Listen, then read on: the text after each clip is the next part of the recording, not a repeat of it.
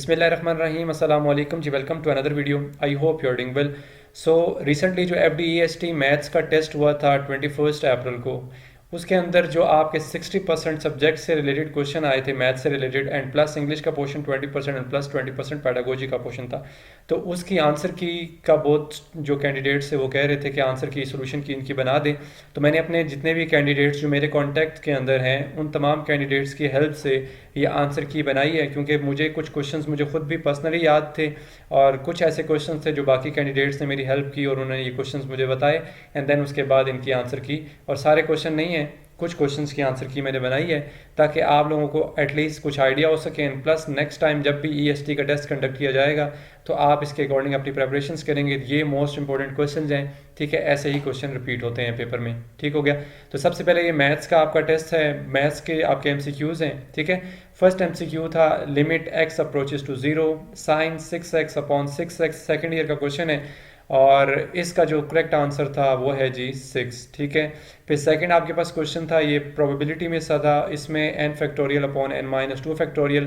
तो इसको आपने सॉल्व करना था, यानी कि एक्सपेंड ओपन करना था, और उसके बाद आपका जो करेक्ट ऑप्शन का आंसर आता है n इंटू n-1। और दूसरी बात ये कि अगर आपको किसी को भी ऐसे लगे कि इस आंसर की में कोई कोई आंसर हो सकता है मे बी कोई गलत, वैसे तो मैंने अपनी तरफ से पूरी कोशिश की है कि कोई ऐसा आंसर ना हो, क्योंकि मैंने खुद भी सॉल्व किए हैं, बट फिर भी गलती हो सकती है इंसान से। तो आप देखिएगा, अगर आपको कोई लगे कि इसका करेक्ट ऑप्शन ये नहीं ये होना चाहिए तो आप ज़रूर मुझे कमेंट बॉक्स में बताइएगा, देन उसको मैं फिर देख लूँगा, ओवरव्यू कर लूँगा, ठीक है। और उसके बाद फिर आपने ये फाइंड करना था डेरिवेटिव ऑफ 3 की पावर 2x। तो इसका जो करेक्ट आंसर था वो ये है 2 into 3 raise to power 2x और log of x, natural log of 3। फिर फोर क्वेश्चन है what is the sum of first 70 odd numbers. पहले 70 ऑड नंबर्स को आपने ऐड करना था, तो इसका जो करेक्ट आंसर आता है वो है जी 1225, सही हो गया। नेक्स्ट फिफ्थ क्वेश्चन है what is the sum of 50 even numbers. पहले 50 इवन नंबर्स को आप ऐड करें तो आंसर क्या आता है 2550, ये आंसर आता है। फिर इसी तरह average of first 10 odd numbers, तो पहले 10 ऑड नंबर्स की आपने एवरेज फाइंड करनी थी, तो इसका करेक्ट ऑप्शन है जी 10। फिर उसके बाद 7 क्वेश्चन है if the average if 12 number is 28 and subtracting 1 number given average 25 what is the number. अच्छा, कुछ क्वेश्चन ऐसे भी हैं जो क्योंकि कुछ कुछ मुझे माइंड में आ रहे थे तो मैंने उस हिसाब से भी, बिल्कुल हो सकता है कोई 19-20 का फ़र्क भी कहीं लग जाए, वैसे उम्मीद है कि नहीं होगा, बट आपको लगे तो आप ज़रूर मुझे कमेंट करके लाजमी बताइएगा, ठीक है, ताकि मैं उसको मज़ीद उसकी करेक्शन कर सकूँ, ठीक है। वैसे तो उम्मीद है कि नहीं होगा। तो ये 7 क्वेश्चन है, इसका जो करेक्ट ऑप्शन है ये है जी 61। फिर उसके बाद 8 क्वेश्चन है what is arithmetic mean between 5 and 11। तो इसका अरिथमेटिक मीन जो है वो 7 एंड 9 है।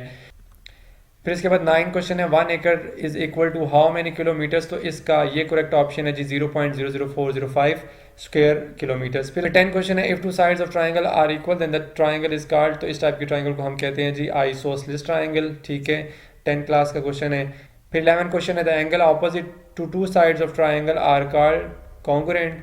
फिर उसके बाद 12 क्वेश्चन है how many diagonals for a polygon of 7 sides. तो इसका करेक्ट ऑप्शन है जी 14 डायगोनल्स। फिर उसके बाद है जी if run rate of first 10 overs is 2.8 what should be the run rate for the rest of 40 overs to achieve a target if 280 runs, and the answer is 6.3। फिर 14 question है how many words can be form from Coca Cola, ठीक है, तो इसका correct option है जी 90720। फिर 15 question है if there are 3 consecutive numbers such that the twice of third number is subtracted from addition of first and thrice the second number gives 44 what are the numbers, what are the 3 numbers। तो इसका correct option है जी 22, 23 and 24, ये 3 numbers हैं। फिर 16 question है if 8 men can sail 8 sofas in 6 days then how many days are needed for 10 men to make 8 sofas। तो इसका correct option है जी 6 days, आपने डेज फाइंड करने थे। फिर 17 क्वेश्चन है cos of 2x equal to, तो ये आसान सा क्वेश्चन है, आपका फार्मूला है 1 - 2 sin square x। फिर 18 क्वेश्चन है the lines are parallel if they do not intersect in the form. तो इसको हम पोस्टुलेट कहते हैं। फिर उसके बाद नेक्स्ट है 19 if the volume of surface area of sphere are numerically give equal then it radius is equal to 2 units. फिर 20 क्वेश्चन है how many metres of carpet 63 centimetres wide will be required to cover the floor of a room 40 metre by 9 metres. तो इसका correct option है 200 metres. फिर 21st है आपके पास what is the probability of getting diamond card in a deck of 52 cards. तो इसका correct option है, करेक्ट आंसर है 1/4। फिर 22 क्वेश्चन है an equilateral triangle has 3 angles each of these angles equal to. तो इसका करेक्ट ऑप्शन है जी 60 degrees. फिर 23 क्वेश्चन है आपके पास 90% ऑफ 120 इक्वल टू 108। फिर उसके बाद 24 क्वेश्चन है the average of 5 numbers is 27 if the number is excluded, if one number is excluded the average becomes 25, the excluded number is, तो आपने एक्सक्लूडेड नंबर फाइंड करना था, दैट इज 35। फिर next question है पार्शियल फ्रैक्शन आपने बतानी थी इसकी फाइंड करके, ए और बी कॉन्स्टेंट्स फाइंड करने थे, तो आसान सा क्वेश्चन था, ए की वैल्यू भी 2 आती है, बी की भी 2 आती है, आसान सा क्वेश्चन है। फिर उसके बाद नेक्स्ट आपके पास क्वेश्चन है जी shape of base of pyramid, तो ये स्क्वायर होती है, ये आंसर इसका करेक्ट है। फिर 27 है एक्स की पावर 2 माइनस एक्स, ये कौन सी इक्वेशन होती है, नन ऑफ दीज था इसका। फिर उसके बाद 28 है zero can be written in the form p by q form, तो यस लिख सकते हैं आप पी बाई क्यू की फॉर्म में। फिर 29 क्वेश्चन है if a ratio b c ratio d what is its component of dividend form, तो वो क्या होगी, तो a plus b divided by a minus b and c plus d divided by c minus d, ये इसका correct answer है। ये यहाँ तक मैंने 29 क्वेश्चन जो है वो कंप्लीट कर लिए, ये आपकी एमसीक्यूज आंसर सोल्यूशन की थी। अगर इसमें किसी किस्म का अगर आपको लगे कोई आंसर कि इसमें ये मिस्टेक है, ये नहीं, ये होना चाहिए करेक्ट ऑप्शन, तो आप मुझे ज़रूर कमेंट करके बताइएगा, ठीक है। फिर उसके बाद आपका इंग्लिश का पोर्शन आ जाता है, तो इंग्लिश के पोर्शन में मैंने कुछ एमसीक्यूज जो मेरे माइंड में आ रहे थे मैंने लिख दिए हैं। सबसे पहले तो आपने 4 आपके पास एमसीक्यूज थे जिनके आपने स्पेलिंग जो है वो करेक्ट करके लिखने थे, यानी कि जो भी ऑप्शन करेक्ट थे वो आपने बताने थे। ये इन्वायरमेंट है नहीं है, ये करेक्ट ऑप्शन मैंने यहाँ लिख दिए।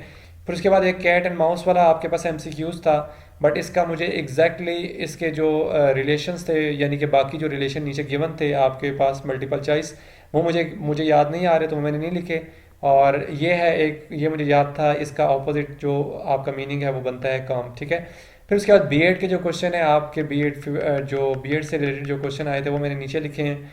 ये मैंने इसमें भी काफ़ी क्वेश्चन लिखे हैं, तो इसको भी मैं आपसे शेयर कर देता हूँ। इसमें फर्स्ट क्वेश्चन है the able teacher is one who, तो इसका करेक्ट ऑप्शन है जी engage the student in their work.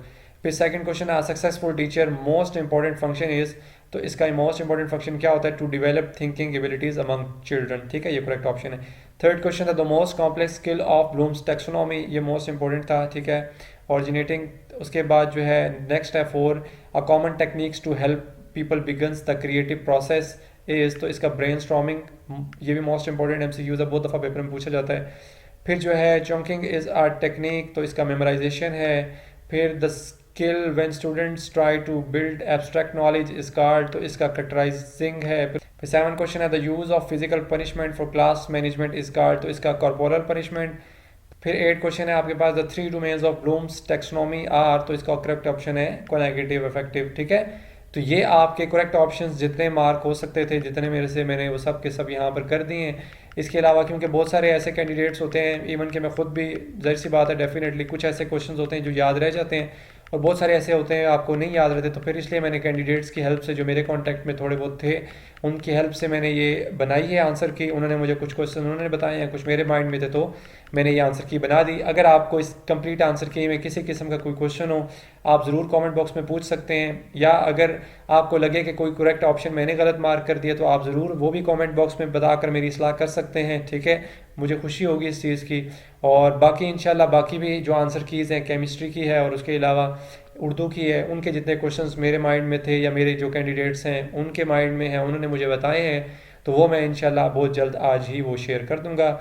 और बाकी बहुत सारे स्टूडेंट्स जो हैं वो परेशान हैं रिगार्डिंग रिज़ल्ट, तो इंशाल्लाह आपने परेशान नहीं होना, रिज़ल्ट आपका बहुत जल्द आने वाला है, आजकल आ जाएगा, और जैसे ही आएगा इंशाल्लाह मैं आपको उसी टाइम अपडेट कर दूंगा। नेक्स्ट वीडियो तक के लिए अपना बहुत सारा ख्याल रखिएगा और मुझे अपनी दुआओं में याद रखिएगा। खुश रहें, ऑल द बेस्ट, अल्लाह हाफिज़।